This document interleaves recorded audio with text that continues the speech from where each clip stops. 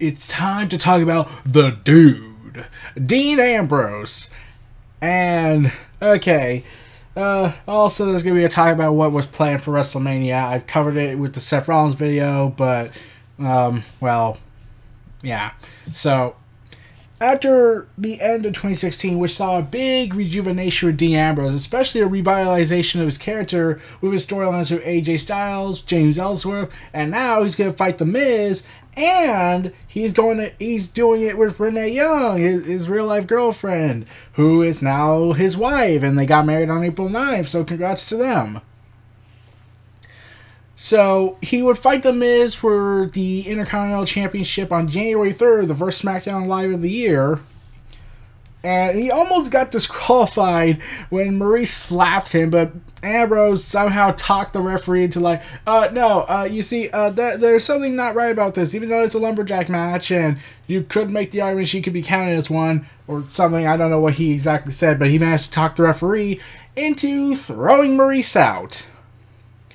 And Miz would lose the Intercontinental Championship, which led to him delivering the sequel to his promo skills on Talking Smack. And then he would deliver more promos of Talking Smack that will sadly end in a trilogy. So, yeah. And then, a week later, he would announce his participation on the Royal Rumble match set on January 29th.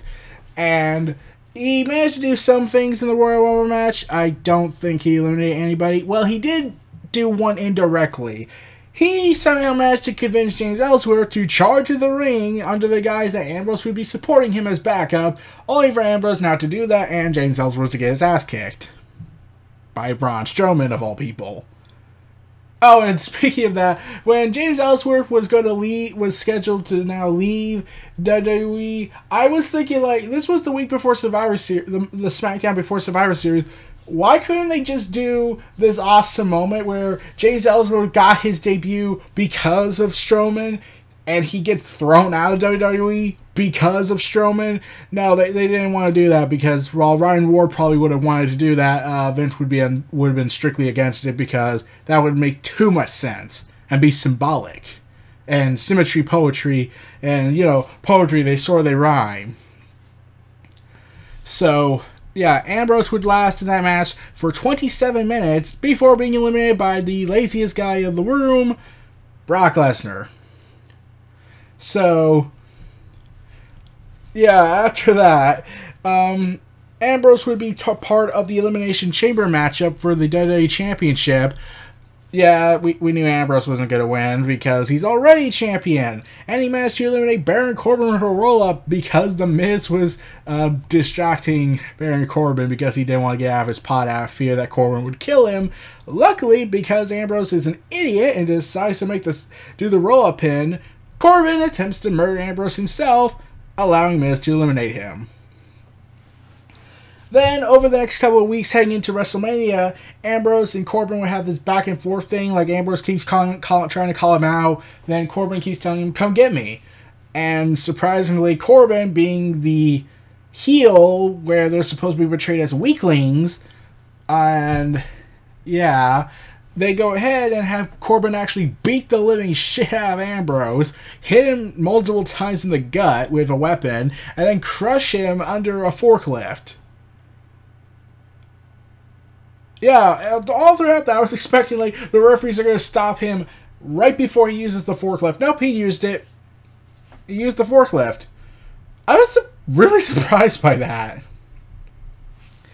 Yeah, we're seeing more humanization of Ambrose instead of wacky cartoon Ambrose, who became increasingly stale. However, this would set up the match between the two at WrestleMania 33 for the Intercontinental Championship on the kickoff show. And the match sucked. It royally sucked. Like, I honestly thought Baron Corbin was going to win, but after that performance he had with Ambrose, I was like, please let Ambrose retain. And then, like, yeah, that match royally sucked. And I'm pretty sure, like Neville, Ambrose was a little peeved that, oh, I'm not getting paid. I'm not getting royalty checks for the WrestleMania DVDs, which are usually high selling because I'm on the kickoff and therefore I can't get paid because you cut that out. Yeah, I wonder how many of the wrestlers are mad about that who were on the kickoff. Like, I bet some weren't really as bothered by it because, hey, I'm finally on TV again after God knows how many months. Though they're not being compensated for their royalty check, so yeah, that sucks. So, yeah. And then after WrestleMania, after fellow Seth Rollins member Shield and fellow Roman Reigns had defeated Triple H and The Undertaker respectively, Ambrose would go ahead and have a bad match with Baron Corbin in the kickoff. That's sad. So, then on the final SmackDown Live for Ambrose, he lost to Baron Corbin in a non-title street fight match. And I was surprised. Why wasn't it for the title? Like, we got a much better match that should have been at the show, but sadly they didn't want to do that. And this would be his last match, and you would think that when he did that, it would go somewhere. Nope, he goes to Raw. And this is when... yeah. You see, this is where things would go bad. As in... because Ambrose went to Raw, we no longer got this more realistic Ambrose. We instead, on his first night on Raw back, we got cartoon Ambrose, where he comes out, mistakes Miz and Nikki and Marie, says Cena and Marie and Nikki Bella because they're dressed up as the couple who did not show up at all for like several months. Nikki Bella still isn't back yet. Ambrose attacked The Miz after getting the realization that, wait a minute, oh, so you're The Miz. Okay, that makes this Dirty Deeds much more deserving. Yeah. And I was like, okay, well, I will admit that was funny. We're really going back to this. We can't do Ambrose and Renee Young's relationship. Like, they just got married. So why can't we do something with that? Please? Yeah, I was really, really hoping we would get more storylines with Renee Young and Ambrose. And it was said there might have been a plan to do Renee Young and Ambrose versus The Miz and Maurice, but that was scrapped for Cena and Nikki Bella to get the wedding proposal stuff out of the way. So, yeah, that was worth it. So, yeah, anyways. And now, afterwards, all throughout the rest of the year, whenever Ambrose and Renee interact, it seems like Ambrose is being told not to reference his relationship, but Renee Young seems at several moments during when Ambrose was in the Shield reunion, it seemed like she was trying her damnedest not to, like oogle at him. I'm just guessing at this, but it seemed like Renee Young wanted to get in on the fun with Ambrose and when Reigns was sick, but he was like, oh god, like, this is seriously not going to work with Vince. He's going to be pissed off. But yeah, they would never really interact the way they seemingly were doing at one point on SmackDown, making that storyline potential completely pointless. Like, I wanted the storyline where Ambrose has, they were doing it elsewhere. Ambrose has somebody to care about. He has something to care about after being betrayed. It feels like he's trying to find something to heal the wound in his heart. Ellsworth turned on him, and now he's back to being who he is. And then, they reference Renee Young and Ambrose's relationship, and they could have done something with that. So, yeah, they couldn't do that for some reason.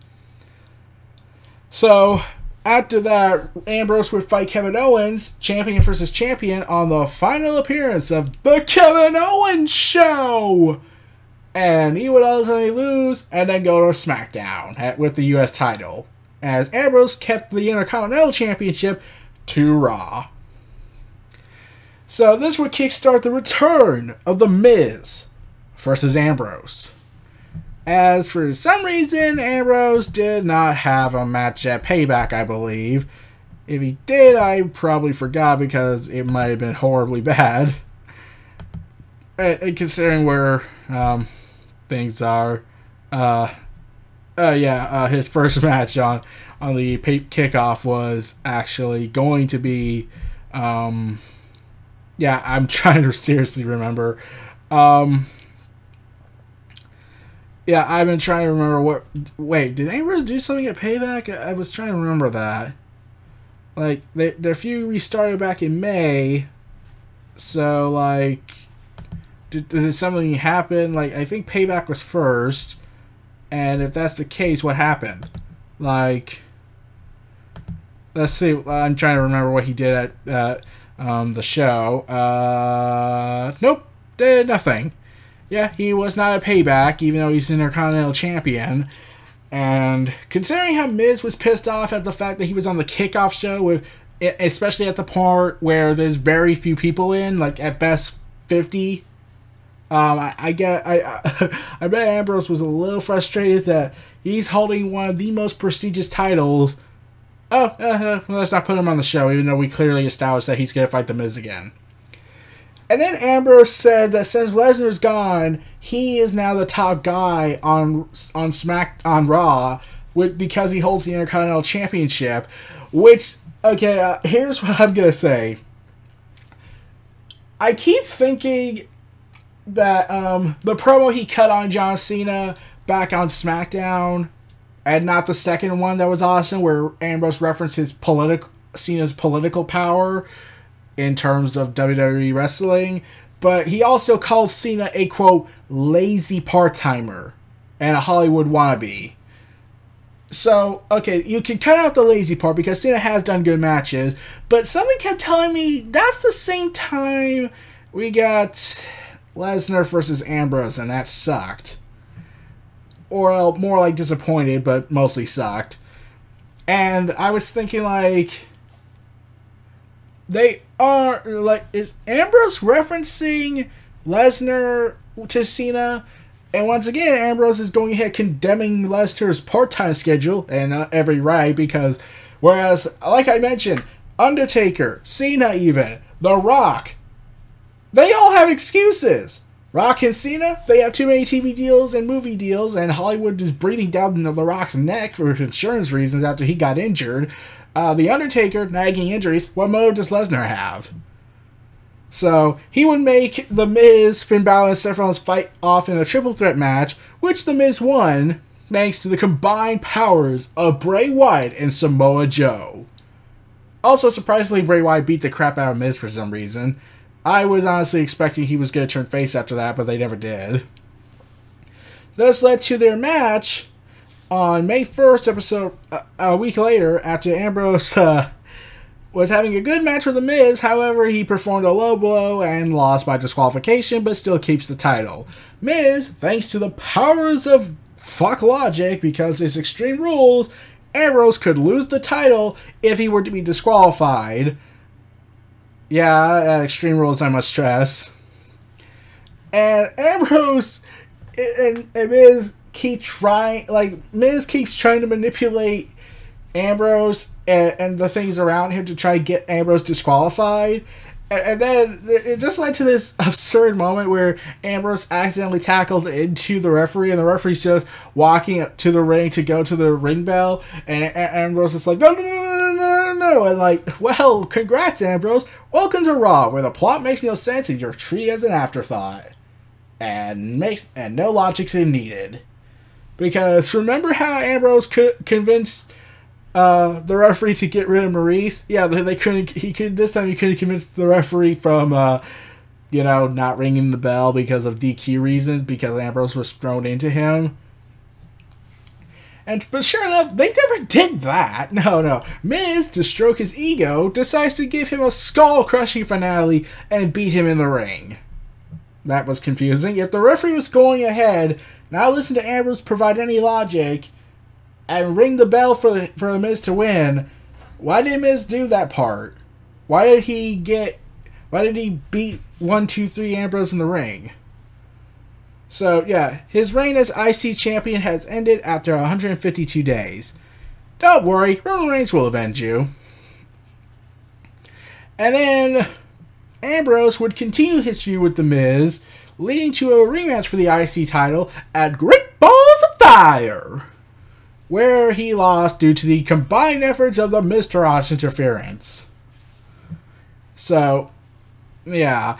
And the next night after that, Ambrose and Miz and Miztourage would fight out, but due to being overnumbered, the stables, he was being overwhelmed by the stable, and then ultimately his former best friend and longtime rival Seth Rollins saved Ambrose, who later in the night revealed his untrustworthiness towards Rollins, only to save him after an attack by Miz and Miztourage during his rivalry with The Miz.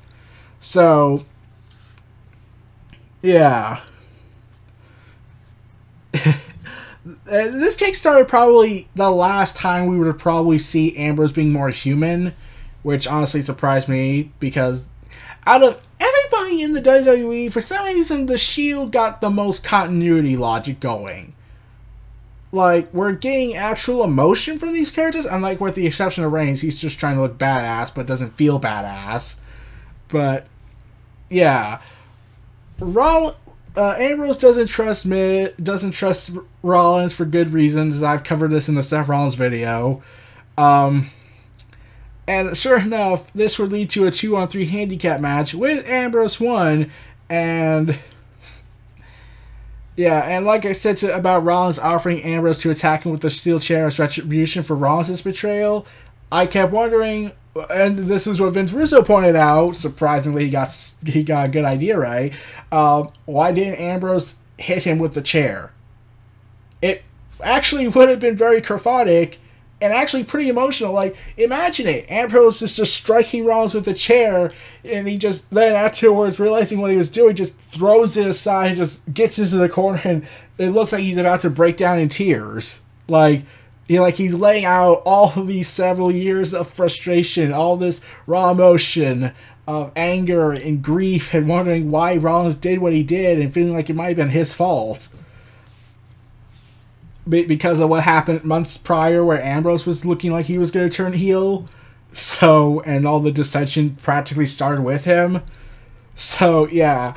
No, they didn't do that. Ambrose just tossed it out of the ring, even though there's no logic behind that. That was a huge missed opportunity there. So, yeah. Heading into that, Ambrose and Rollins would win and temporarily end their feud with The Miz in a handicap match at the Miztourage, but he still refused to fist bump with Rollins. And then afterwards, Ambrose and Rollins would fight The Bar in separate single matches, get outnumbered. Rollins saves Ambrose. Ambrose doesn't save Rollins. Rollins calls Ambrose a jerk because reasons. And I'm like thinking, when Rollins said that, I was thinking like, Rollins, Ambrose has legitimate reasons not to trust you. Like, I know you're on Raw, and SmackDown right now is not doing so well because now they have, well, basically a yes man operating as lead writer instead of, the Triple H supported Ryan Ward, because, Ryan Ward kept doing too much of a good job. So, yeah. And then ultimately they brawled with each other on August 14th, and yeah, and I was thinking like, okay, you kind of rushed, like Ambrose and Rollins. I loved how Rollins offered the fist bump first, and then Ambrose was just being so conflicted at what he was doing. Then Rollins lowered his fist, and then Ambrose raised his fist, and Rollins just like, you know what, it's not worth it anymore. And Ambrose getting mad was just awesome. But I would have loved that if we used the steel chair. God damn it! But no, we can't do that for some reason. So, but because The Bar got involved in this little fight, the Shield partially has reunited. And I did love their promo that aired before SummerSlam's match with each other, where Ambrose and Rollins, after they do the fist bump, and it goes to them at the final few seconds of the promo video that's on YouTube now, we hear the words Shield being said with the original theme music, but I knew they weren't going to play the theme song of The Shield because, well, Reigns isn't there, and as much as people hate Reigns, it just wouldn't feel the same. Well, you know, the third guy in the group. So, yeah, at SummerSlam, Ambrose and Rollins defeated Cesaro and Sheamus to capture the Raw Tag Team Championships, man. Making Ambrose both a Triple Crown and Grand Slam champion. That surprised me because he's actually the first of the Shield. Just to clarify, just to see if Ambrose was the... Okay, yeah, Ambrose was the first, Reigns is the second, and Rollins is still not earned either the Triple Crown or the Grand Slam titles. So, this would lead to resuming a feud with the Miztourage and the Bar, where they successfully defended their tag team titles at No Mercy, where Cesaro broke... because Ambrose threw him, Cesaro broke his mouth and pushed his teeth into his gums, yet still finished the goddamn match. You know, something that Sin Cara couldn't do, except he just had a little bit of a busted ring finger and was apparently gone for several weeks. Yeah, I'm still wondering that part. Like, I still do not get that. And even then, he never came back. He got replaced. The original Sin Cara was replaced with Huncho, was it? I don't remember. So yeah, that Sin Cara you're seeing on TV now, yeah, that's not the real Sin Cara, in case no one knew that. Or in case some people didn't notice that. So, yeah. Anyways. However, due to The Miz's involvement with attacking Roman Reigns, and the build-up was happening for 2 weeks, and then you got the Bar Gang involved in Reigns' business, Ambrose, Rollins, and Reigns reformed the Shield, and they tore up the place, leading to what could have been a tables, ladders, and chairs 5-on-3 handicap match with Rollins, Ambrose, and Reigns versus The Bar, The Miz, Strowman, and the Demon Kane. However, unfortunately, Reigns got sick. That's when I should have realized that something was going to be seriously wrong with this whole Shield reunion. Reigns was sick,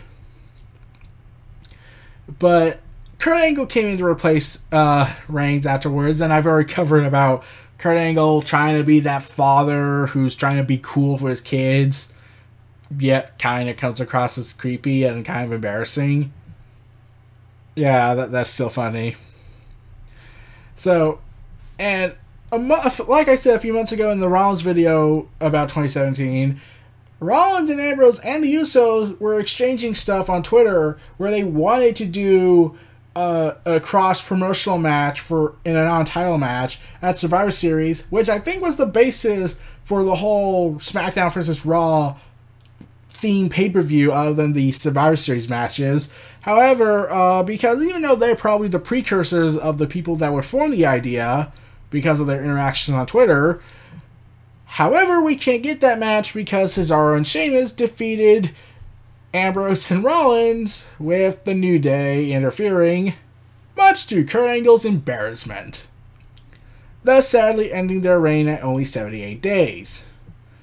With Reigns returning to the ring and whatnot, and once again, brand supremacy taking over logic because, you know,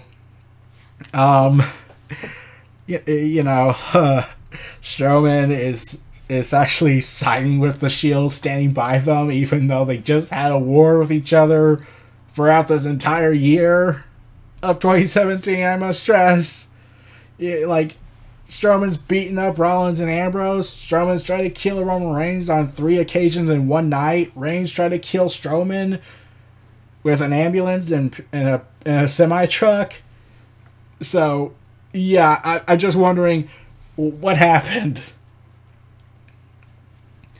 So, moving on from that, after they had won their match with the New Day at Survivor Series, which was awesome, during this, it kind of floundered a bit with the reunion. However, they were building up to another tag team match since they were owed a rematch, because rematch clauses are basically Money in the Bank contracts, making Money in the Bank kind of pointless. So, yeah. Ambrose and Samoa Joe would have their first match together, and Ambrose got his ass handed to him thanks to Jason Jordan, indirectly, sadly, and it looked like they were going to build up a feud between those two, well, or at least continue the push that Jason Jordan's crossing the dark side. And then this led to a 6-man tag team match because for some reason Reigns couldn't do it because he was out that day. I still don't get it. Ambrose, during the 6-man tag team match, suffered a triceps injury, though it did get reported that apparently he's been having this nagging injury with his tricep for like a couple of weeks now, which is why he was wearing protection gear where his arm was. But yeah, the reason why I say that is because Samoa Joe later in the night did that attack backstage after the match, trying to basically break Ambrose's already injured arm. So that's why I think this was built up. This was a few weeks ago, but they wanted to find a way to write him out, and Samoa Joe would be the guy. However, Reigns returns and is out for fucking revenge. Sure enough, that pretty much ends Ambrose's year prematurely with only like 2 weeks left. So, yeah, Rollins would win the Raw Tag Team titles and dedicate it in Ambrose's name, with Jason Jordan, one of the guys who are kind of responsible for Ambrose's injury in terms of storyline context. And Ambrose has surgery a few days ago, a few days later after December 18th, and WWE said this: he would be out of action for 9 months. Okay, here's the thing. A report came out that Ambrose, after the surgery, he was told, or at least what we heard, was that he would only be out of action for 2 months. Now WWE's saying, oh, he's out for 9 months. So that led to speculation. Wait, is WWE trying to do what they did with Strowman? Yeah, that led to speculation that that's what they're trying to do. And here's the thing I got a report about. Like I said in the Seth Rollins video, one of the key things that why the Shield reformed again was not only to make Roman Reigns look awesome so they could prepare him for his war with Brock Lesnar and ultimately would kill his career in WWE because there's nothing left after that. It was also to start doing what they were hinting at years ago, and making Ambrose the dark side. His ultimate destiny. He must turn into John Moxley.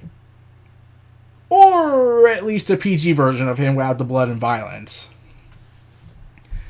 And turn on Rollins and kickstart a feud with Rollins leading to WrestleMania. Now, a report had came out that Rollins and Ambrose might not happen at all. If Ambrose comes back in 2 months, they'll say, well, it's too late to do the match. Time to move on, everybody. Got nothing for them. And he's not, and even though I looked at the day and calendars, he would only be gone till like, let's see, he got the surgery on December 18th. He'll be back in 2 months. So, late February to early March at best. And WrestleMania is like around April, I believe. I could be wrong on that. Let me double check on that. It would be on April April 8th. So yeah, Ambrose would have enough time to kickstart a feud with Rollins, but it seems WWE has given up on this. And if Ambrose does return, the Shield reunion is done. So basically, this whole reunion that fans have dreamed of, because of Reigns getting sick right before their first match back together at the pay-per-view where all this started for them, And in the same match where they all started from, in WWE main rosterville, he gets sick. Then they only have one pay-per-view match. Then Ambrose gets hurt. He's out.